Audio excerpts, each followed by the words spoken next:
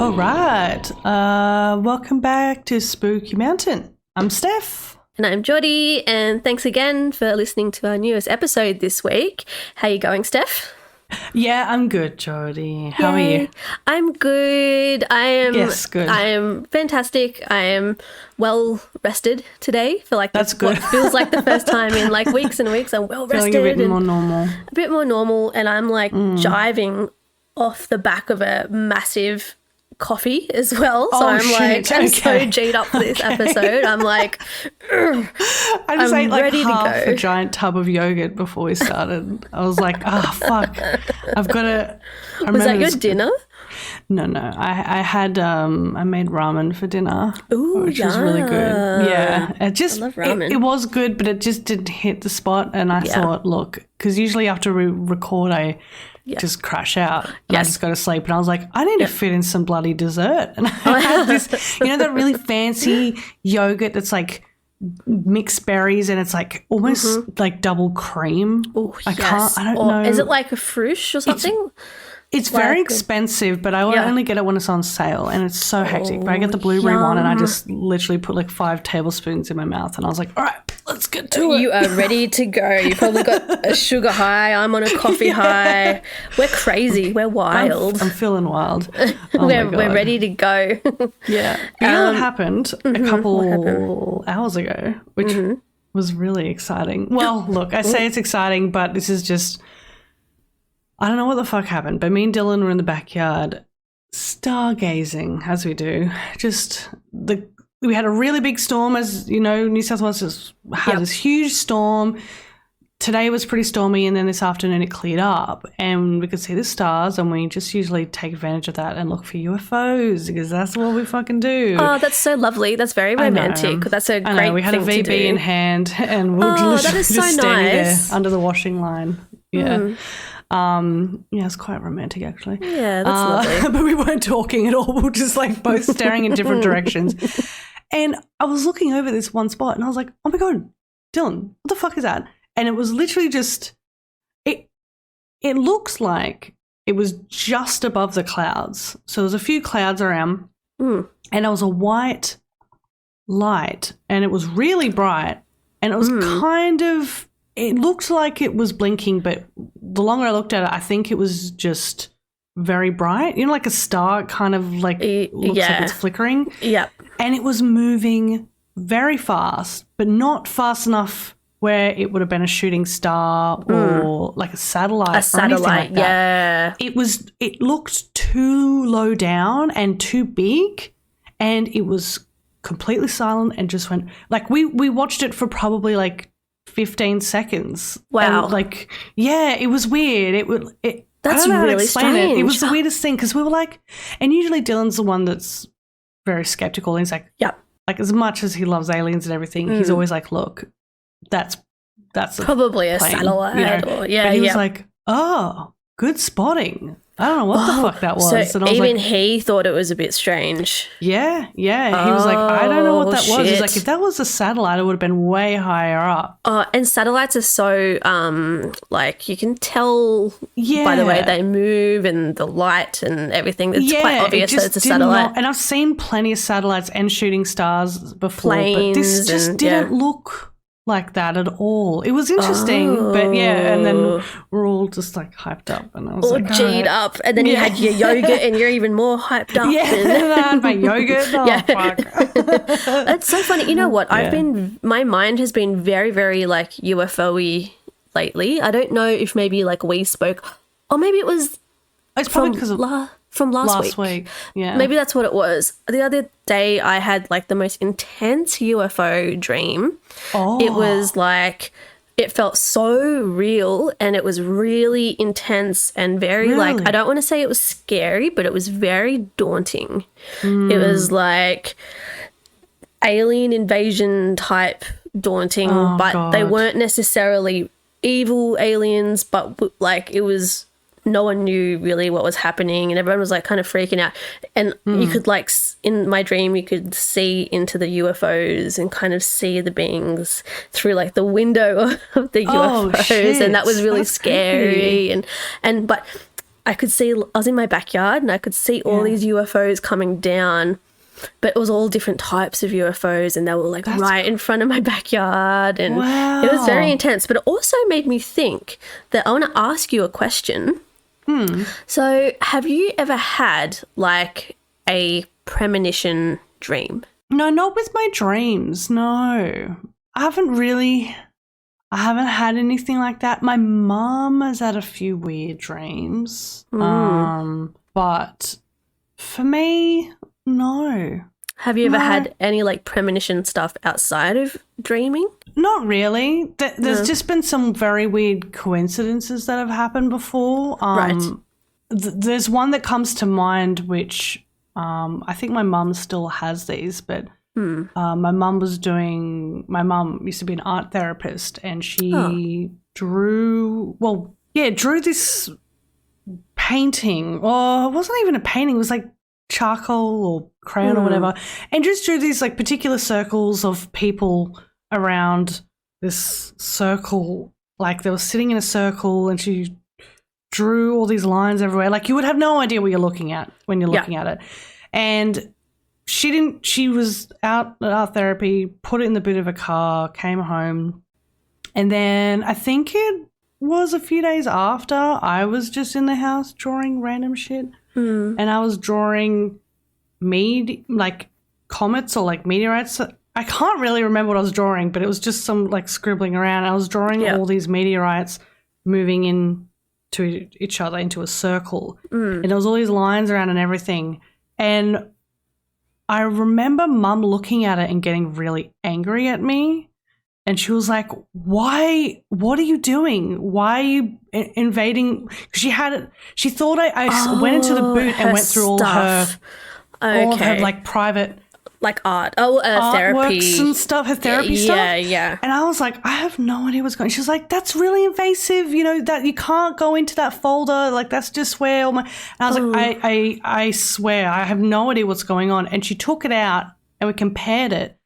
And in the exact same position, the circles, the lines are in the same position. That's amazing. And she was like, this is way too fucking weird. Yeah, like, I didn't strange. even do drawings like that either. I was all just very technical and cartoony and stuff. But that's the only thing that really comes to mind, which she still talks about. So it was kind of like out of your because I've seen your drawings and I love them, and it's very much not in that kind of not at all realm of art at all. That makes it even more strange. Yeah, that's what she said as well. She's How like, bizarre. you don't draw like that. Why I love that one. I'm like, I don't know, but I don't know. I haven't really had anything that I've predicted. What about you? Do you have anything like that? Yes, I have had two experiences that are quite outstanding.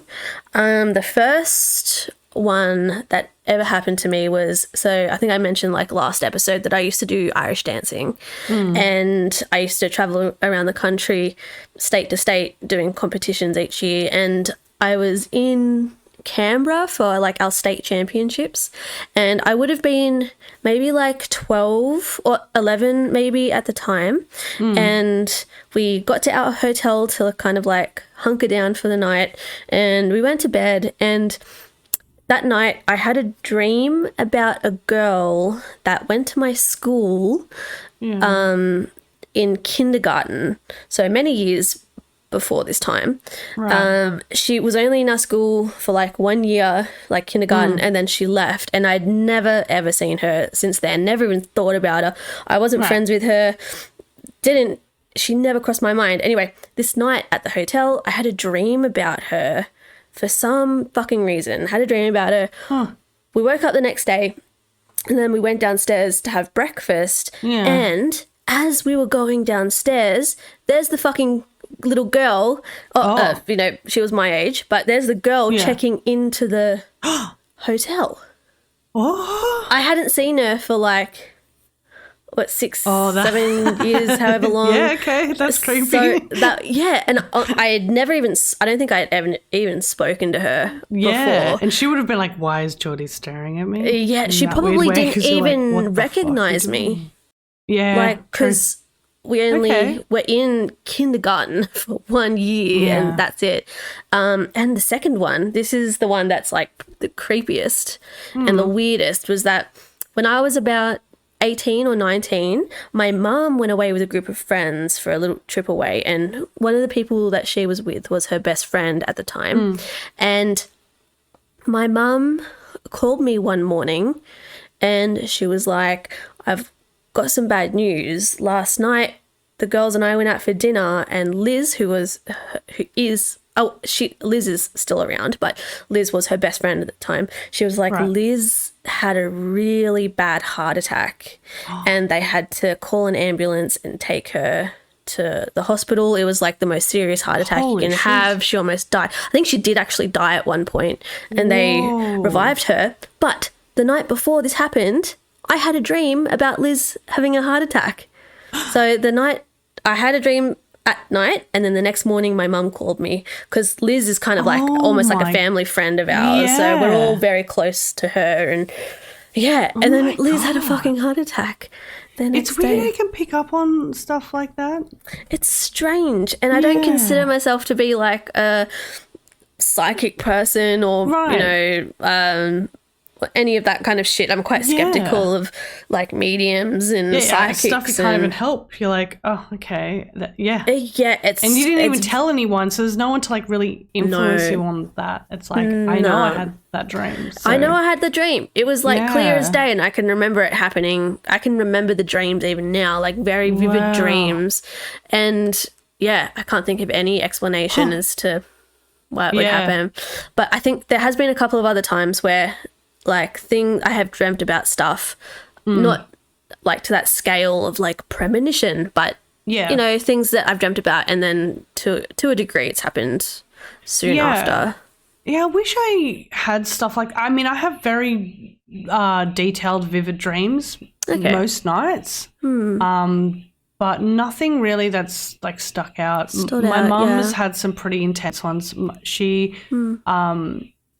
was sleeping at my auntie's house, and she was having a dream that my granddad on my dad's side was flying over the house that she was sleeping in. And she was like, it was crazy. I remember him like flying over the house, and she got woken up to her sister-in-law saying that he just died. Oh my God. So she was like seeing him after he had passed away. And she was like, like I was literally he was really ill for a while, but but still to kind of have it happen that night, and you know, in that kind of particular dream as well. Does your mum have I hope she doesn't mind us kind of talking about her, but no, maybe she loves it. She's gonna be famous. Does she, like, outside of dreaming, does she pick up on other things? And she does. I think she always does have weird stuff going on. She had another weird thing with Ivan Milat, which is interesting. I've got to get more detail on that, because I know that'll intrigue a lot of listeners. I have a story about Ivan Milat I'm going to say after this, but you keep on going. Okay. You keep on. Yeah, I mean, I want to make sure I've got it all correct, but he was living in the area that we were living in before he got caught, or before he got known. Oh, scary. And that she had two kind of run-ins with him, but like one of them I remember she had like a dream about him. She didn't know who he was at this point. I don't think anyone knew what was going on. He wasn't on the news or anything. Right. And she was having a dream that she was in the forest and she was with other people that were tied up. Oh my God. And he was in the forest, and he knew she was there, and he kept looking at her, and she just got so freaked out. And then I don't know if it was the next day or the day after, but she saw him on the news, and she was like, and she recognized him. Oh my God, that's the man from my dream. Fuck. Then another time, we were in the shopping centre in Campbelltown, where we grew up, and he was outside the Coles, one of our shopping centres, talking to this guy, like in this really deep angry conversation, and Mum looked over at him and she said he gave her that exact same stare that he did in her dream, and she's like, it fucked me up. Oh my fucking God. That is so intense. This is so funny because the story that I'm going to tell is about Ivan Milat fucking staring someone down as well. I mean, he's psycho, so. And I think he knows that he, like, peeks people out. So I have a friend who, I don't know if he'd want me to, like, say his name, so I'm just going to keep him anonymous. I got a good mate who we used to go to the same doofs together, so like bush parties. We used to go to the same bush parties, not together. This happened before we'd ever met each other, but this party that he was at one weekend. So he has this disorder where I think he has like too much collagen or something in his joints, and so he dislocates his bones or his joints very unintentionally, very easily. And he's like dislocated everything. Anyway, he was at this party and he was on some pretty strong psychedelics. And at the time he was it was like a sword fight with like a foam sword with one of his mates, and he must have like swung the sword in a certain way and he dislocated his shoulder. And so he had to get taken. It may have been airlifted, but I can't remember exactly. Whether it was airlifted or ambulance, I can't remember. But he was taken from the party to the hospital, still on like quite strong psychedelics. Okay. This is already a horror story, so I don't know. Already a horror story. It gets fucking worse. Oh, no. So they take him to the hospital, and then they put him on like gas for pain once he gets to the hospital. Do they know he's tripping? I don't know. Yeah, I doubt it. I'd probably not. But maybe like this is just... You can probably tell. He would have needed pain relief anyway, like whether he was on psychedelics or not. But anyway, so he was, tripping balls by this point. He was on gas. He was having a great time. He was at the hospital just like chilling out in the hospital bed, and he looks like, I'm pretty sure he like looks out the hospital room into the hallway, and Ivan Milat is sitting in a wheelchair and he's handcuffed to the wheelchair and he's like looking at my mate dead in the eye and just like almost like staring into his soul, almost just trying to like stare at him and freak him out. And so Ivan Milat was kind of like notorious for getting out of, like, not escaping jail, but taking time away from jail because he said he needed to go to the hospital all the time. And so this must have been like one of those times. And he, like, my mate reckons that Ivan Milat knew that he was like could pick up that he was on like psychedelics and stuff and just wanted to like fuck with him and stare at him. But holy shit. Imagine being tripping like on psychedelics, on gas, like, kind of on a different playing field. That's wild. And Ivan Milat is like a few meters away from you, just like staring into your soul. That's the worst trip ever. Ever. Can't beat that. You actually can't. I know. That's so he's told me, I've heard him tell that story a few times, so it obviously affected him to a degree, Oh my God. Yeah, okay, so two similar Ivan Milat. That's encounters, very interesting, actually. Very interesting. Yeah, he's a piece of shit. Yeah, fucking piece of shit. Well, he was. He's gone now. He's dead. Oh, yeah, true. He died. Yeah. Which, which is great. But also he took a lot of secrets to the grave with him. So for sure, it's a bit sad. But anyway, what do you have for us this week? Yeah. I've got a really interesting abduction case from Brazil.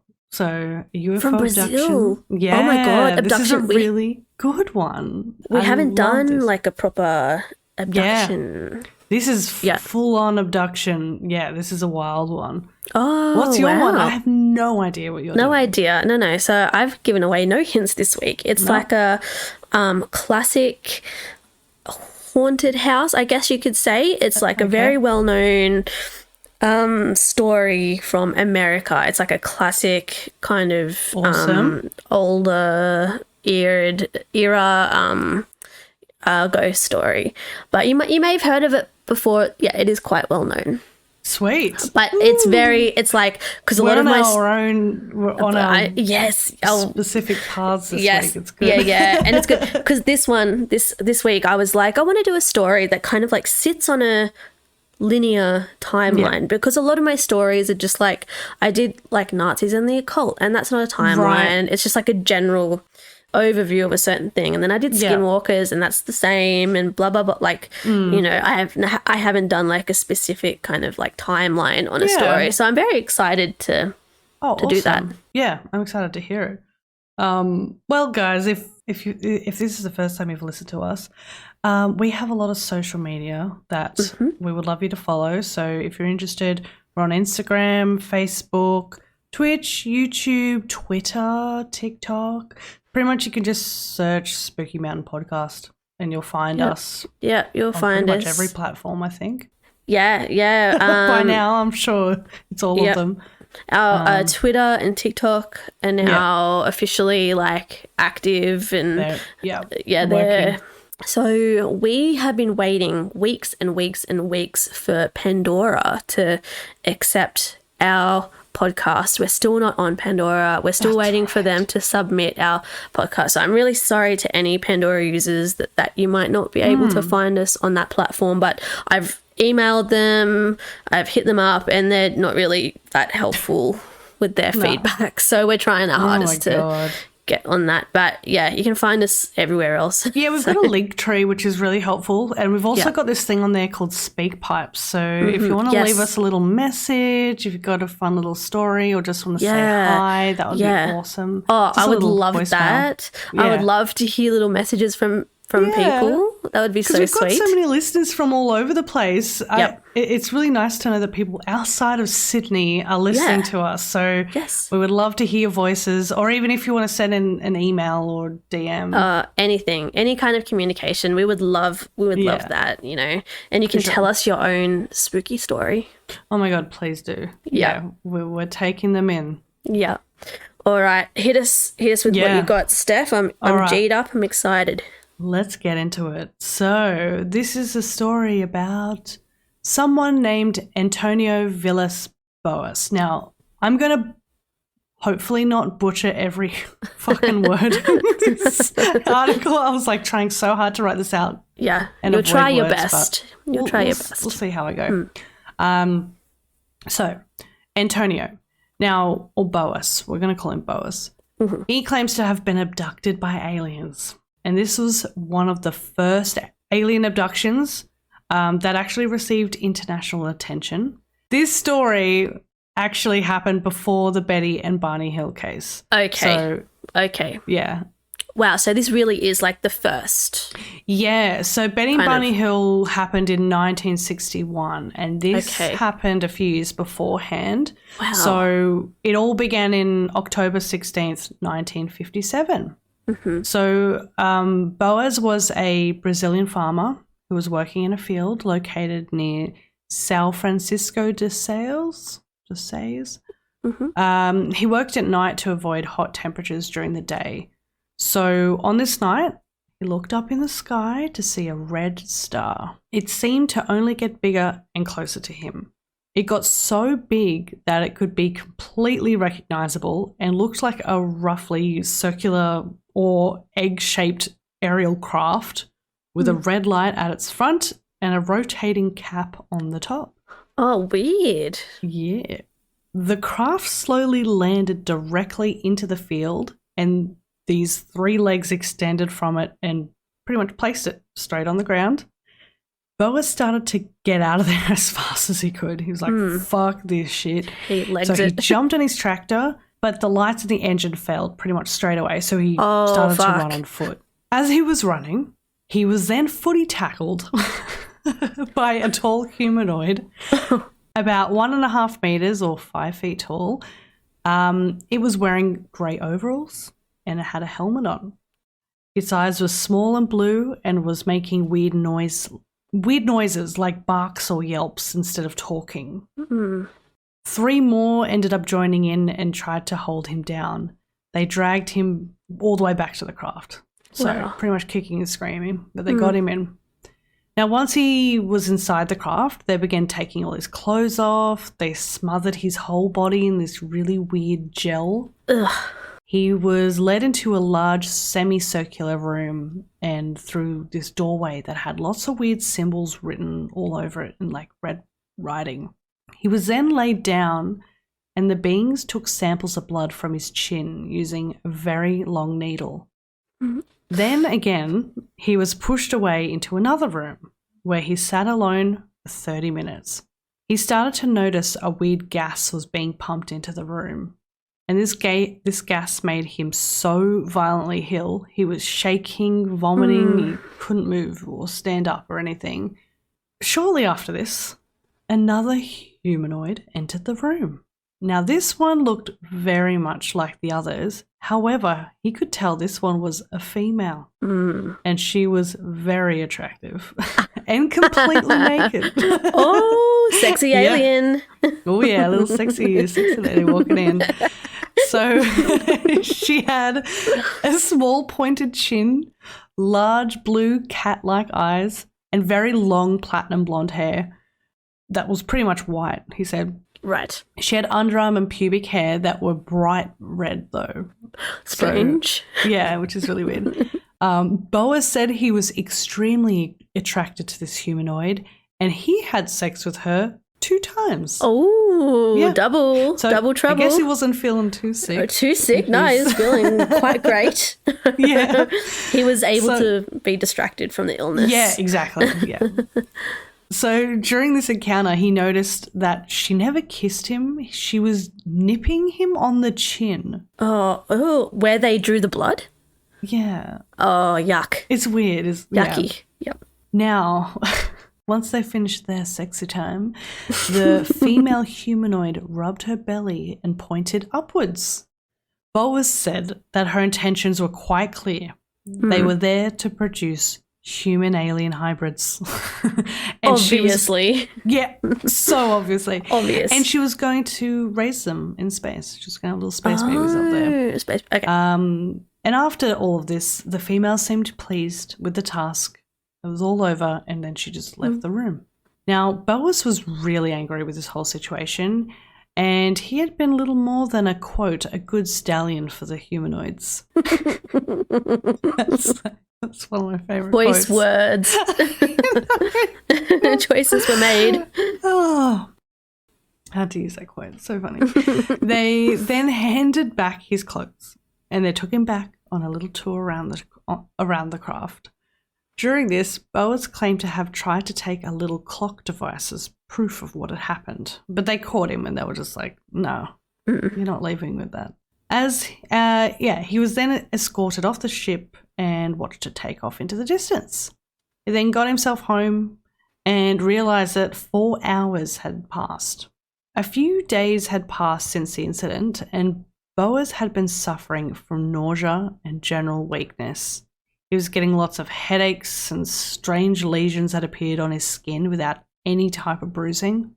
After realizing this was not going away, he started to fear for the worst. So he contacted Jose Martins, who was a journalist. He found him as Jose had actually put an article in the newspaper looking to speak with people who had experiences with UFOs. So Martins interviewed Boas, and after this he contacted Dr. Olavo Fontes for much needed advice. Fontes is part of the National School of Medicine of Brazil. Okay. Fontes then contacted the American UFO Research Group, APRO.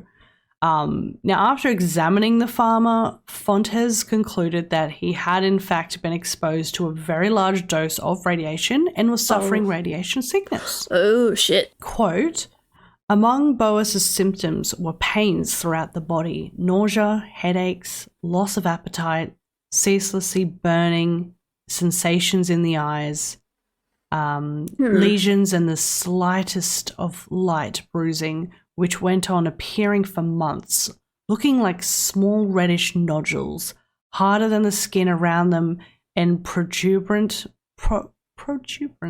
painful when touched. each with a small central orifice yielding a yellowish, thin, waterish discharge. Oh, yuck. The skin surrounding the wounds presented a hyperchromatic violet-tinged area. Oh, that sounds horrible. It's like the most detailed, like... explanation of what was happening. Yeah. Now, as I was saying at the start, that this was pretty much the first well-known case of abduction. So the strange thing is, Boas was able to go into absolute detail about the entire encounter, and he didn't need hypnotic regression, which heaps of abductees need to kind of go into their stories. So researcher Peter Rogerson doubts Boas' story. He notes that a few months prior to his abduction, there was a very similar story written in the very popular magazine Okra Zero in November 1957. So he claims that Boas had actually borrowed a lot of similar details from that account. Right. He also argues, quote, one reason why Boas' story gained credibility was the prejudiced assumption that any farmer in the Brazilian interior had to be an illiterate peasant who couldn't make this up. Right. As Eddie Bullard pointed out to me, the fact that Villas Boas' family possessed a tractor put them well above the peasant class. Now know that AVB was a determinedly upwardly mobile young man studying a correspondence course and eventually becoming a lawyer, at which news the ufologist who had considered him too much the rural simpleton to have made the story up now argued that he was too respectable and bourgeois to have done so. Right. So there's always an excuse. There's always a reason as to why it's not valid. Yeah. You know, I'm sure we're all aware that like most of the scientists out there pretty much don't believe in abductions. They say it's always due to some abnormal psychological state. Yeah. But there are mythologies dating back thousands of years that talk about this sort of topic also. So, for example, in Sumerian folklore of 2400 BCE, there was a demon in either male or female form that seduces people in their sleep. And Saints Augustine and Thomas Aquinas wrote of the incubus and succubus demons that come during sleep to have sexual relations with unwilling humans as well. In 1896, H.G. Shaw had his encounter published in the California Daily Mail. Shaw claimed he and a friend were harassed by 3 tall, slender humanoids whose bodies were covered with fine hair who tried to kidnap the pair. That's in the 1800s, that one.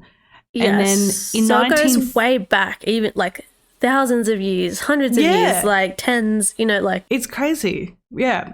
So it's like, it really does keep going further back. Further, yeah. In the 1940s, John Robinson made an appearance on a popular overnight radio show to tell, quote, a dramatically spooky, if not very plausible, abduction tale. Robinson claimed that a friend of his had been held captive by the evil Deros beneath the earth, and to have been the victim of a sort of mind control via small earphones. So this is in the 40s. Strange. Small earphones. Oh, yeah, they did not exist in the 40s. No. Yeah, not like even in the earphones 50s or the 60s. Yeah, exactly. Small earphones. So yeah, okay, very interesting. What we're wearing. Yeah. In 1951, Fred Reagan's encounter was in the Flying Saucer Review. He claimed to have been flying his small plane and was struck by a UFO. The occupants, who resembled metallic stalks of asparagus, apologized and then tried to cure Reagan's cancer. What? Wow. That sentence is so incredible. Metallic stalks of asparagus. Every detail about that paragraph, that sentence is perfect. Oh, I love that description for aliens so much. Reminds me of, I don't know if you ever played Neopets, but it reminds me of like a Neopet or something that should exist.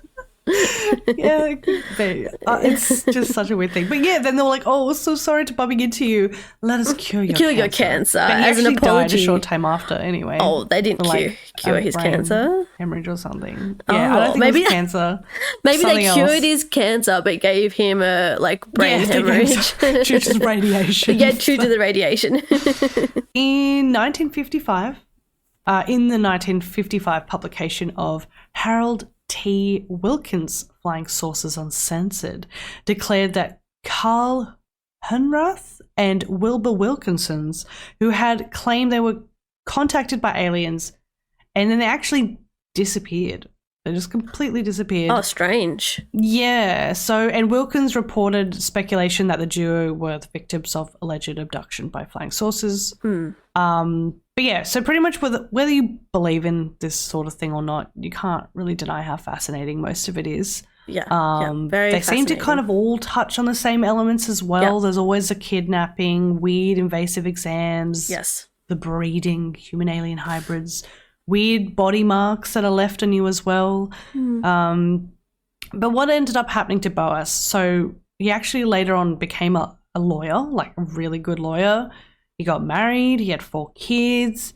He stuck with his abduction story throughout his entire life. He ended up dying in 1991. So wow. Stuck it out the whole For time. a while, yeah. Yeah. Didn't succumb to his radiation sickness. Yes. And yeah, I guess so. This is one of the most, I mean, this one, when you look up alien abductions, it's this story of Antonio Villas Boas and Betty and Barney Hill. Betty and Barney, yeah. And yeah, and Betty and Barney Hill I always knew about. But this one, I think, because there's no regression therapy, yes, that they can easily just be like, well, look, he's just obviously making it up. Yep. Which I don't know with abduction stories. Abductions always, I don't know how I feel about them. I don't know. Yeah, it's hard going off like one person's kind of account of what's happened, because there's so many details that you miss out on. Like, what else were they experiencing during their life at the time? But also it's like sometimes you just have to hear out a person saying like, this is what happened to me. I know that this is what happened. Yeah. I have no doubts. I have a clear memory. Like, yeah, you know, and he was that's all you have. When this happened as well. So it's so like, he was young.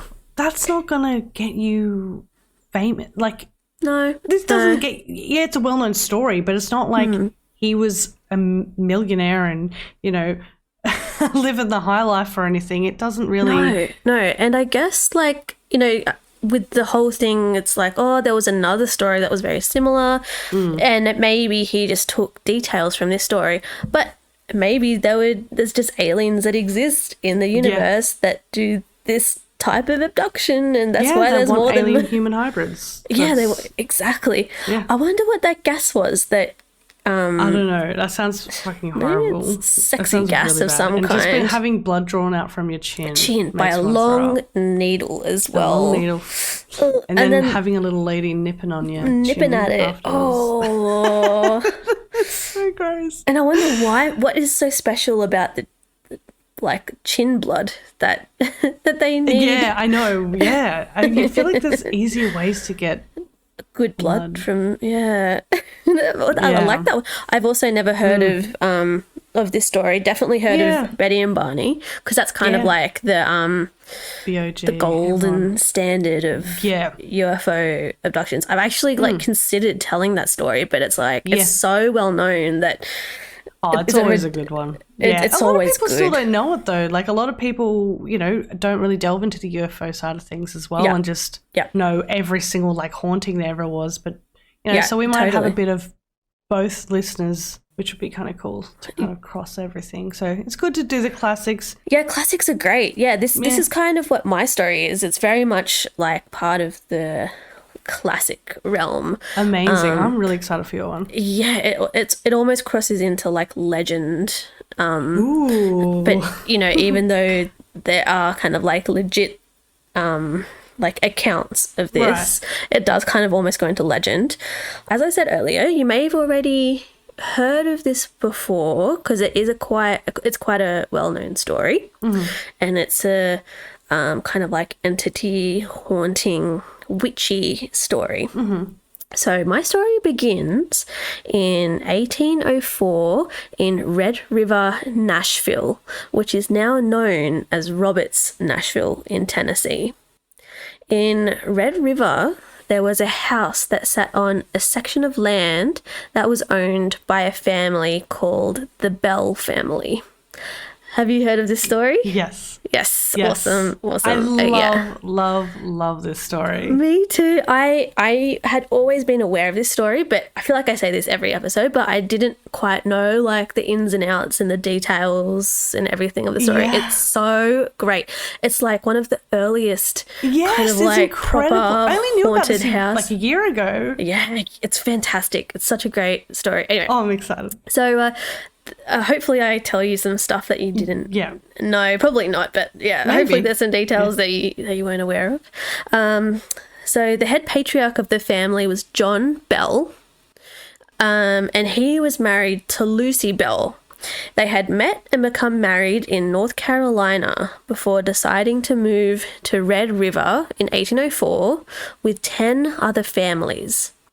In those days, to move so far across the country was extremely arduous as well as dangerous because of because most of the journey would be taken by foot or by horse-drawn caravan. Oh, yeah.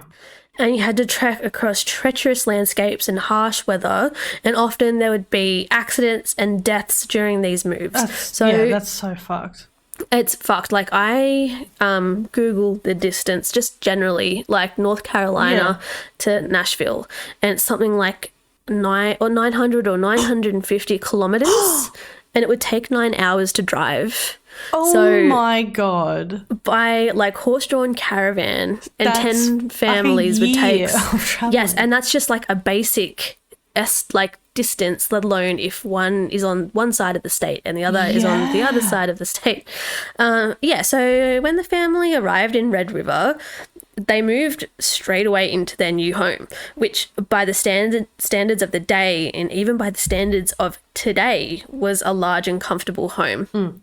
And pretty much instantly, John Bell set out to work by creating farms and crops to support himself and Lucy. After a few years had gone by, his farm had really just blown up and had been very successful, which allowed him to further purchase more and more land and expand his business further, which created even more success for him and his wife. Right. So they were killing it. They were very comfortable, very successful. The couple's property ended up spreading across 328 acres. Wow. And because of the degree of success from his business, along with him being regarded as a very friendly person, he became a very well-respected man within his community. He was seen as a hard-working and devout guy who would stick his neck out to help his people. In the middle of all of this flourishing, the Bells began to also grow their family by having kids. They had 9 children all up, which is a lot of fucking kids. Jesse, Betsy, Esther, Zadok, Joel, Richard, John Jr., Drury, and Benjamin. So that is like a shitload of boys. Like so many fucking boys. Oh my God. 2 girls? 2 girls. Oh my God. 2 girls? Yeah, 2 girls. I'm pretty sure Zadok is a boy name. Oh, yeah, I'm getting boy. Yeah, same. That's a name that's probably going to come back into fashion, I've got a feeling. Zadok. Probably already is. Yeah. With like the woo-woo mums, crunchy mums and dads. So the next part of this story starts in 1817, so about 13 years after they had arrived in Red River. And this is when things start to turn weird for the Bells.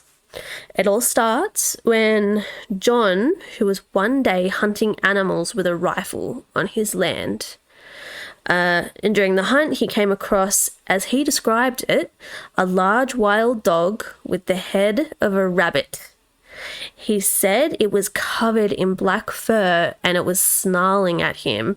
And because of this, his natural instinct was to shoot at the creature with his gun. After firing shots at the creature, he went to where it was to see what was left of it, and he couldn't find any evidence of it ever even being there. No blood, no body, no fur, nothing. Nothing was there. Just disappeared. Apparently, John's sighting of this dog/rabbit thing was the beginning of a series of events that would ultimately ruin their lives. On the very same day of this sighting, weird things began happening at the Bell home. The family started hearing a lot of weird sounds from outside the house, particularly at nighttime. Sounds they had never heard at this house before. Actually, nothing weird had ever happened in their home before. They said that you would be laying in bed at night and you could hear stones being thrown against the house and walls, being hit with what sounded like fists or so. Oh, what the fuck? Very violent sounds. They would run outside to see if they could make sense of the sounds, but they were never able to find anything to explain it. Along with the stone throwing, they would also hear doors being mysteriously opened and slammed, and they would hear what sounded like animals scurrying and pacing outside the house. Over the next few nights, all of the activity became more and more intense. It got so loud and frequent that the Bell children weren't able to sleep because of the racket. It was just so loud. Imagine 9 children that can't sleep. Oh, fuck that. I can't deal with one child who doesn't sleep, let alone like 9, mostly boys. As much as it was unnerving and very, very strange, it honestly wasn't too much of a concern for the Bells until things started to happen inside the house. They would hear what sounded like nails being dragged down the windows, doors, and down the walls next to their ears while laying in bed, along with, again, very strange door slammings and animals scurrying, but this time within their hallways and bedrooms. The Bells really tried to just ignore what was happening in their house for as long as possible, because at this point it was sounds and doors doing weird things. Yeah. But then, after not too long, activity started to become physical with some of the family members. And this is where the story gets a lot darker and a lot scarier. Still at nighttime, some of the Bell kids started to experience the covers of their bedding being ripped off them violently. and their pillows being thrown across the room. On one of these nights, Betsy Bell, who was a teenager at the time, woke up to what sounded like rats chewing at her bedposts. This would also become a regular occurrence for most of the Bell children, hearing this like rat chewing noise, but they didn't have like rats in.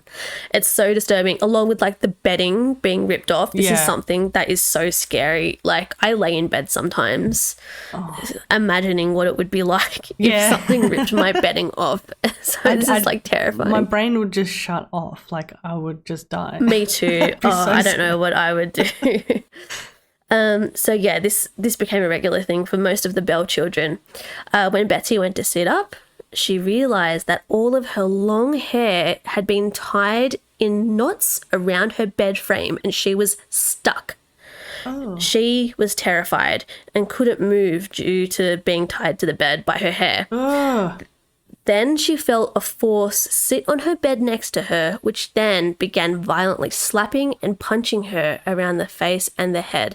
So this thing was like truly, truly physical now, not just weird sounds, but it's like beating her up. Well, way different from last week's poltergeist.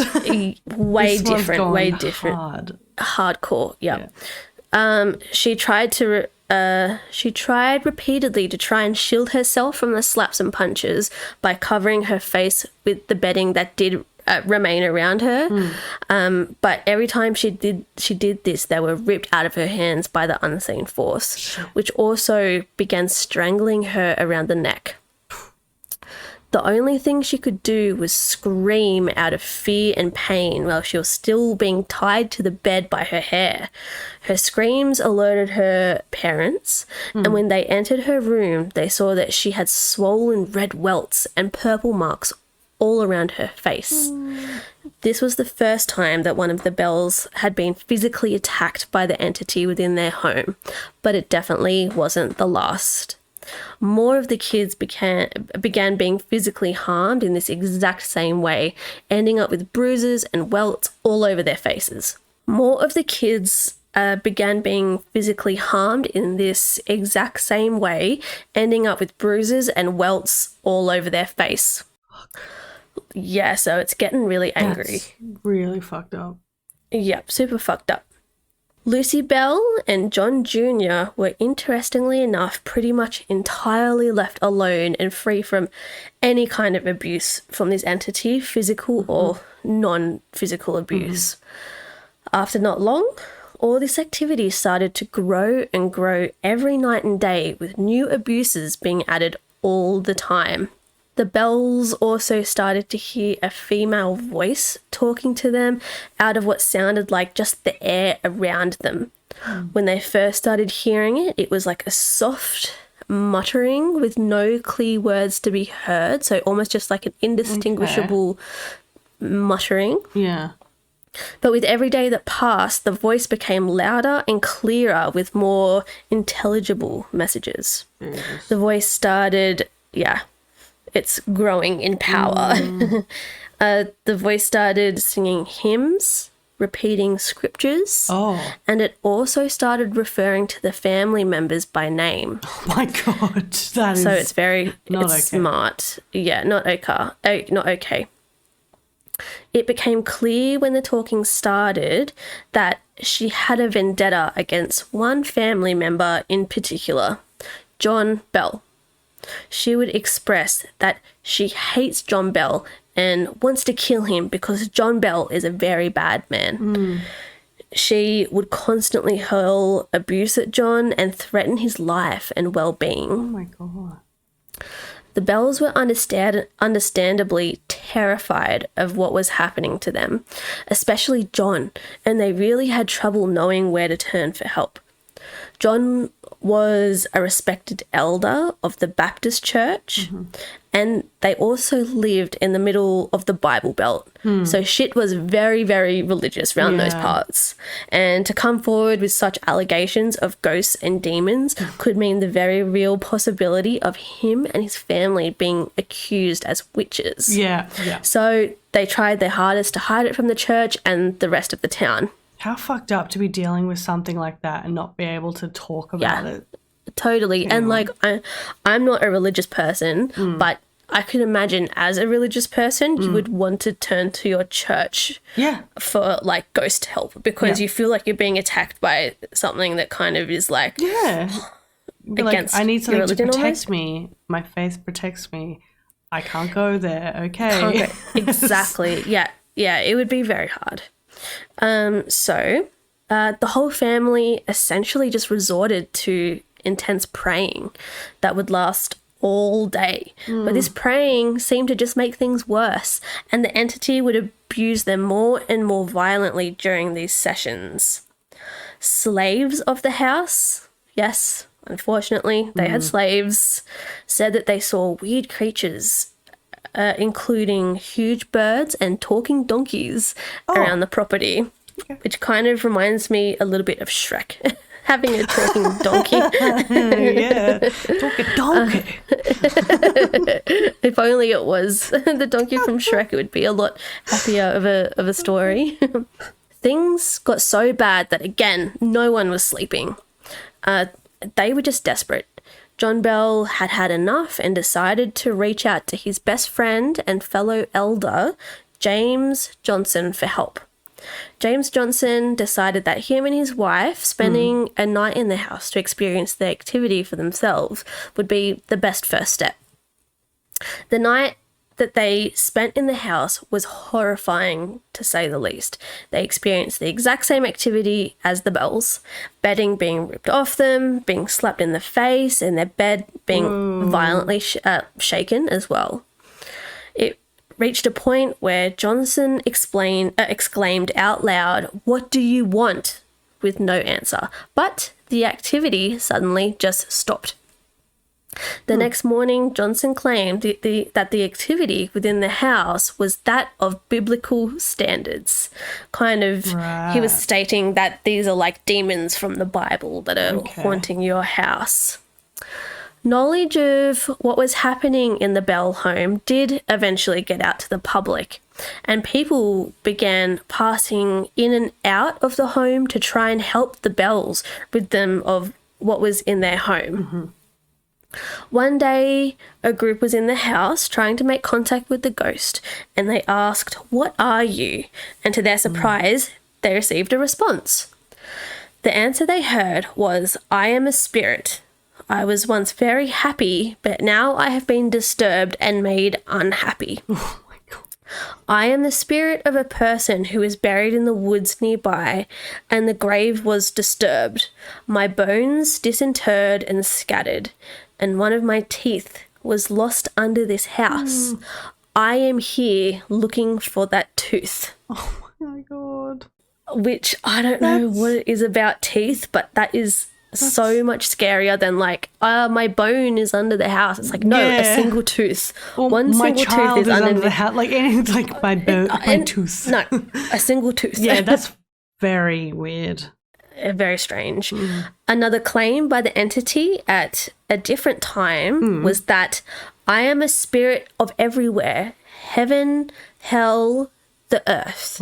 I am in the air, the houses, at any place, at any time, have been created millions of years ago, which I find to be very haunting, that statement, like millions of years old.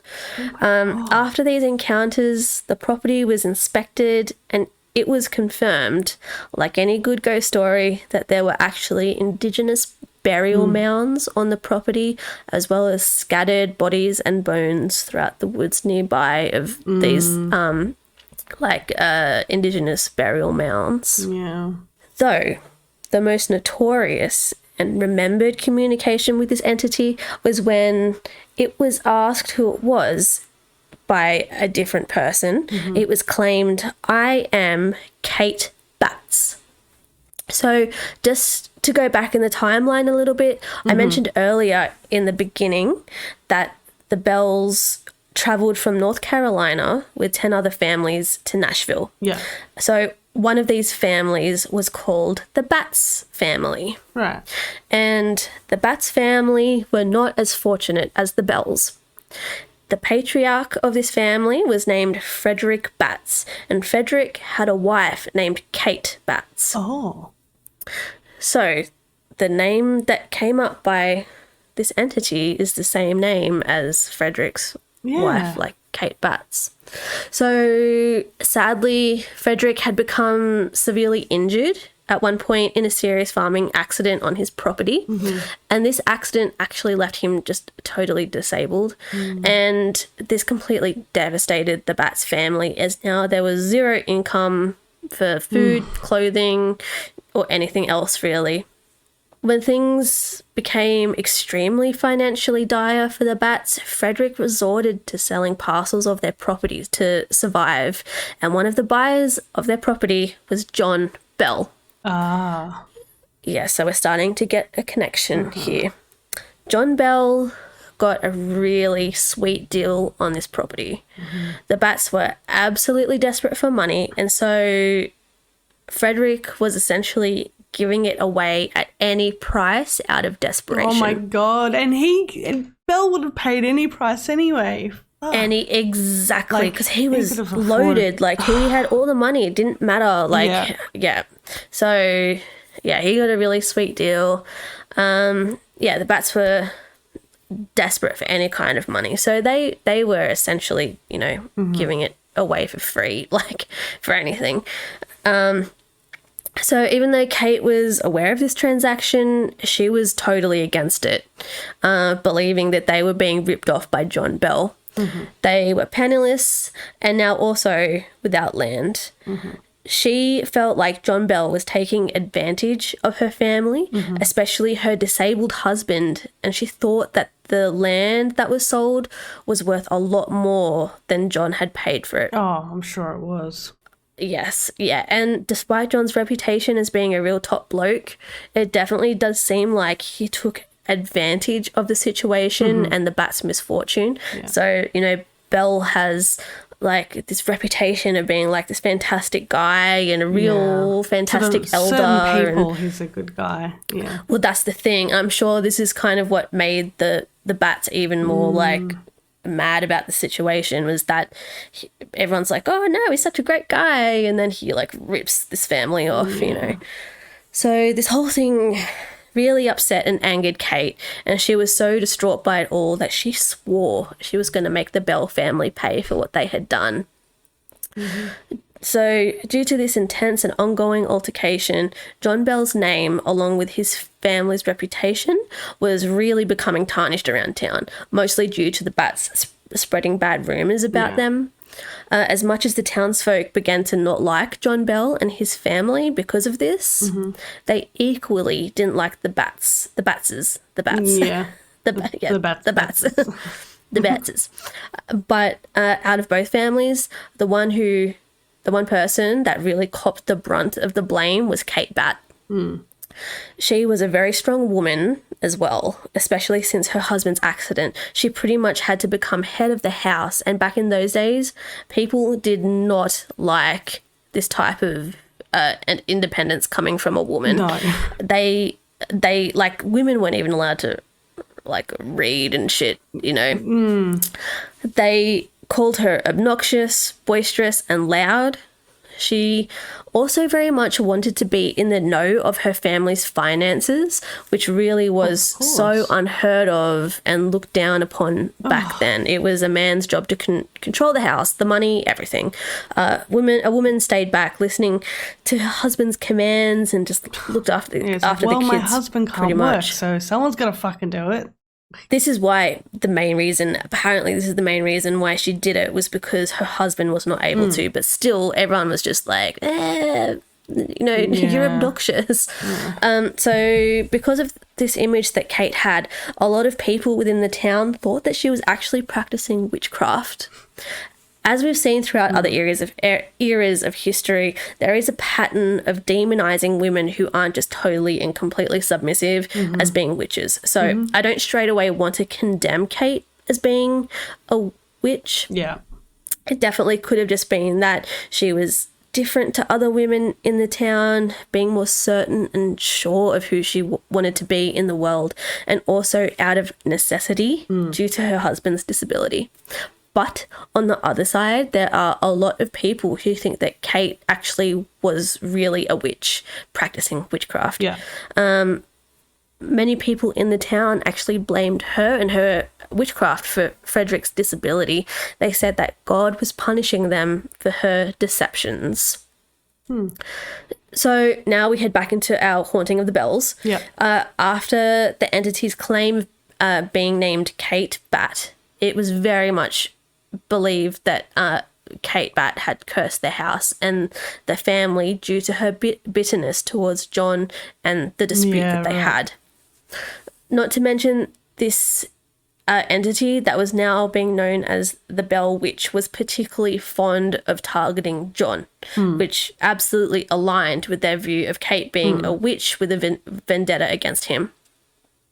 Soon enough, John actually became afflicted with a paralysis of his face, and his tongue actually stopped working as well. Yeah, he began going downhill fast because he wasn't able to eat properly or function properly or look after himself. He became bedridden, and he became really just a shadow of the successful farmer and respected elder that he used to be.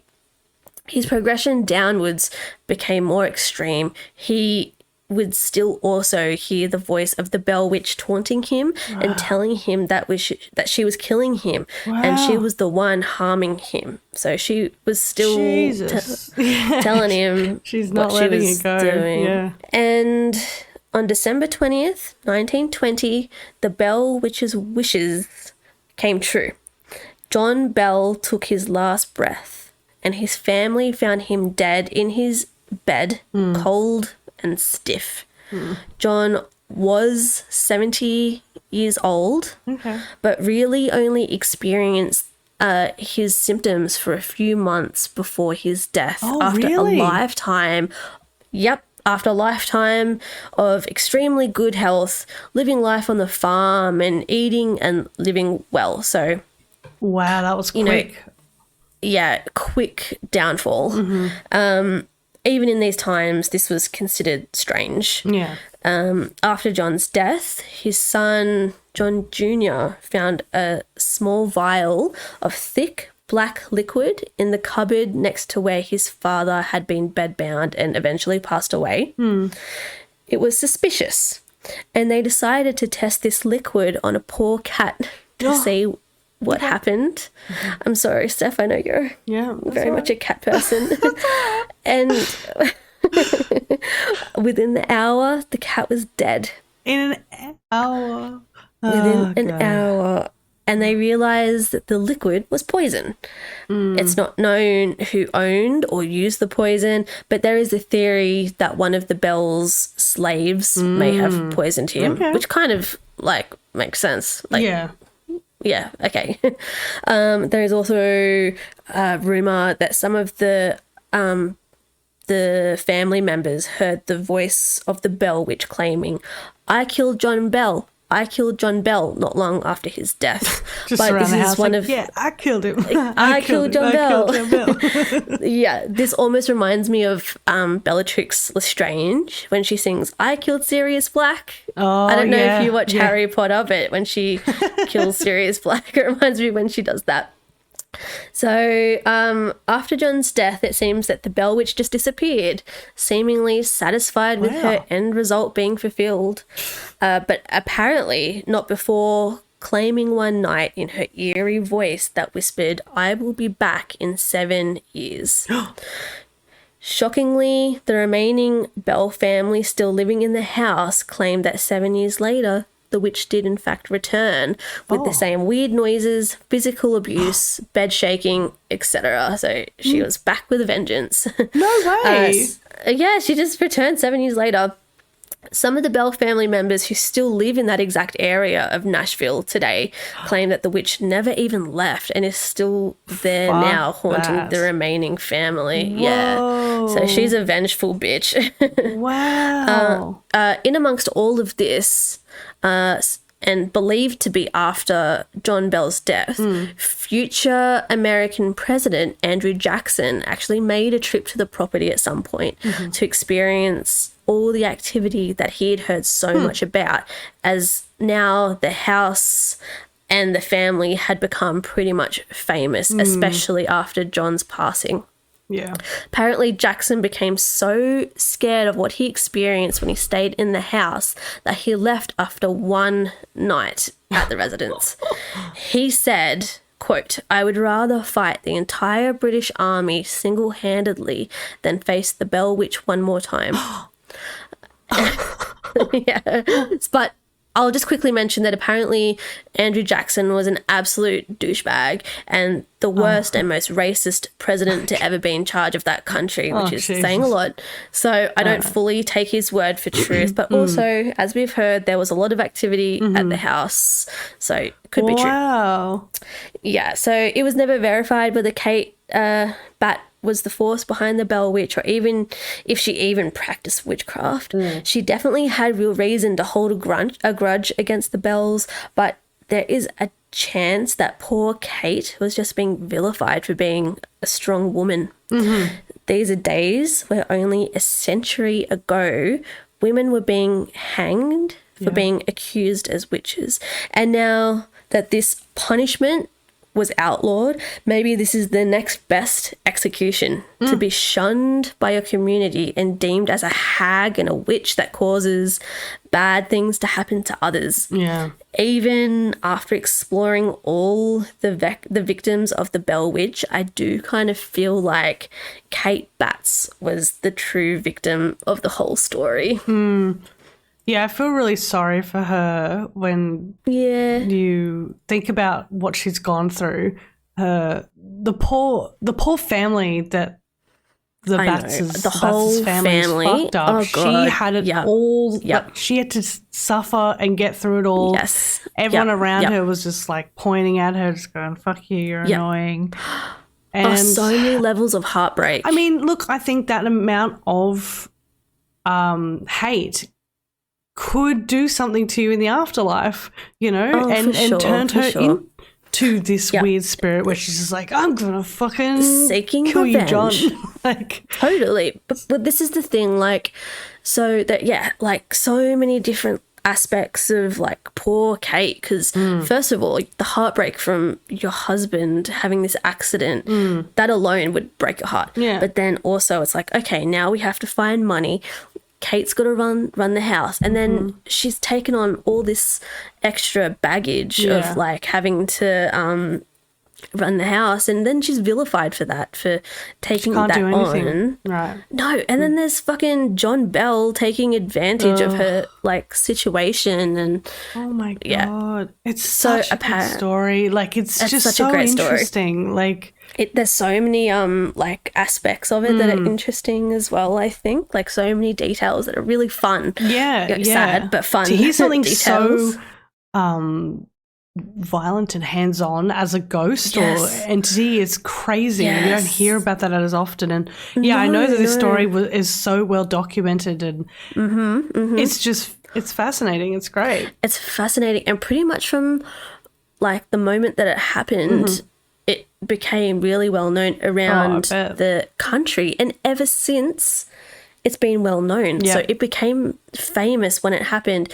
and it began in like 1817, was it 1817 or something like that, and ever since it's just not let go of that like infamy of you know of what happened. It's probably been getting more and more famous. More and more famous, but it's truly like the OG like haunted. I had that on my list. I was like, someone's got to do Bell Witch. And I was like, I know, someone's like, Jordi knows about the Bell Witch. It's so great. Oh, and it was so fun to kind of write out that timeline because it's so like definitive as well. So I was like, oh, you just kind of get really like sucked into this story with a great timeline. I love the details of the altercation. Kate Batts bit when that comes in. It's like, anyway, now there's this woman called Kate Batts. And Kate Batts, what? Ooh, who's Kate Batts? So good. Yeah. Oh. There's another quick point of the story that after John Bell bought that property from the Batts, one of the Batts' children, who was a lawyer, actually took John Bell to court for not fraud, for something.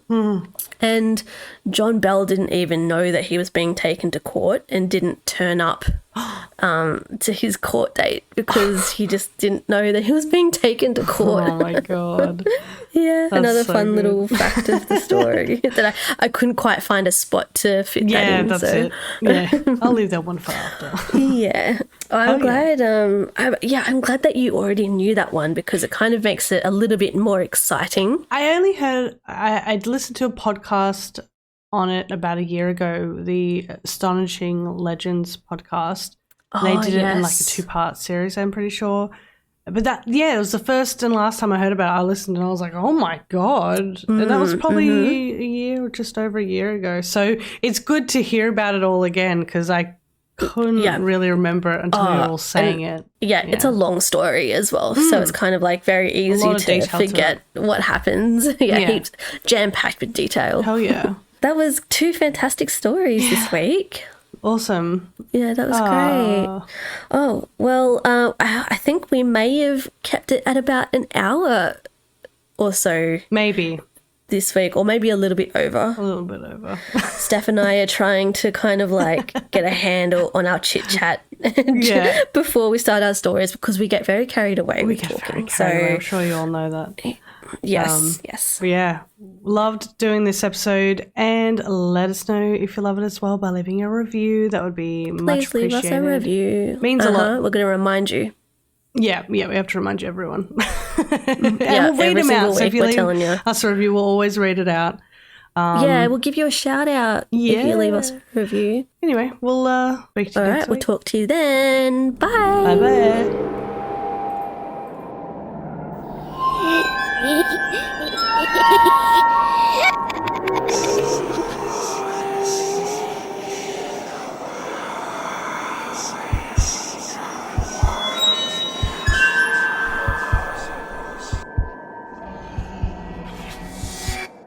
This episode of Spooky Mountain was created and recorded on land of the original custodians, the Gundungurra and Bidjigal people.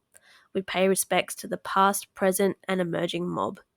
My name is Jordi, and I'm a proud Gunya woman. Thank you for listening.